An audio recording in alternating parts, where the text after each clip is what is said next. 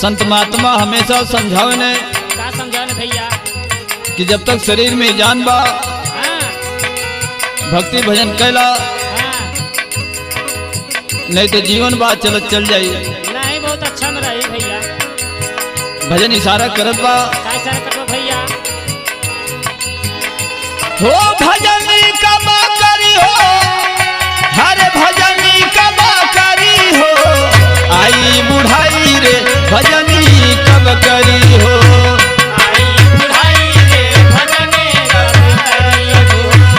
आई बुढ़ाई रे भजन कब करी हो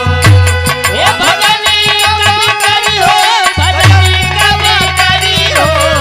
आई बुढ़ाई रे भजन कब करी हो आई बुढ़ाई रे भजन कब